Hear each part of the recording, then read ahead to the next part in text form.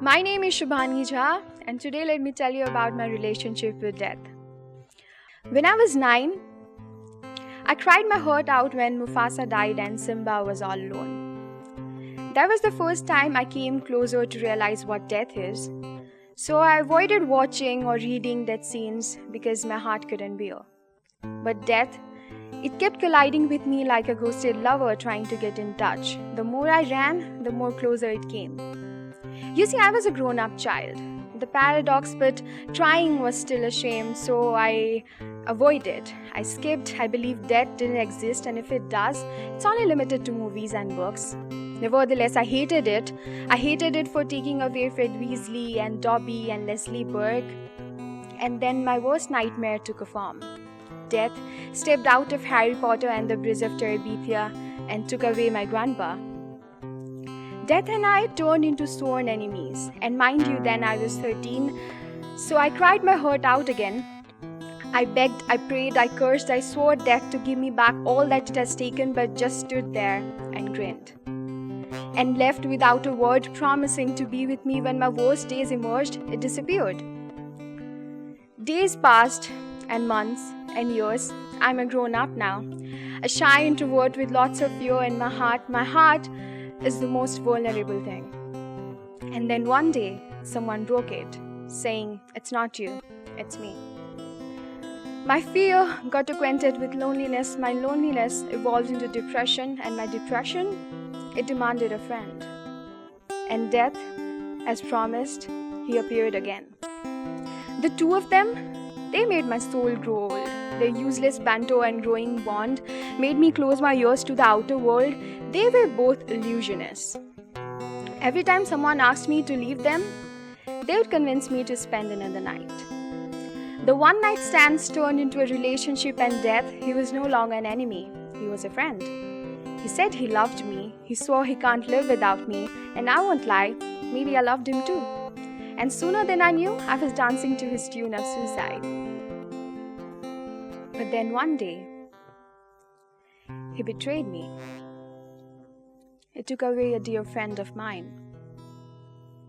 I saw her mom in a trance, clenching her picture to her heart. Her dad, crying in a corner of a room. Her little brother, coming up to me to inquire why her sister is not waking up. I asked Death, why did he do that? And he just stood there and grinned. The same old grin he gave me when he took away my grandpa. That was the time I realized death, along with depression, they were playing a game with me. All those scintillating conversations, tantalizing talks, they were just to lure me. I have seen tragedies far more greater than mine, and people have survived. People are happy, while happiness is a myth for me. Have I told you about this person who mysteriously appears in my dream, wearing a cape of velour and a face exactly like mine, but with a smile flickering on her lips? The idea that the morning light would separate her away from me, it floods my eyes, it floods me. I know not how to get past this, I know not how to sail across without a ship, but my withered hopes still seek for a dawn, for a shower of mercy to patch up my soul, to bring the grace that is lost from my life. Maybe, the dream, it's a symbolism for change. Because I know I'm stronger than this. You see, I have grown up idolizing Hermione Jane Granger, and I know life is full of possibilities with endless what-ifs. So what if I become someone successful? What if I find the one? What if I live in Paris and write about things I love, write about things and write? I know death is inevitable and omnipotent, and it will surely come after me someday, but now is not the time. And never am I willingly calling it up. So if little Simba can grow up to become the Lion King, I can grow up enough to not die before I'm dead. Honestly,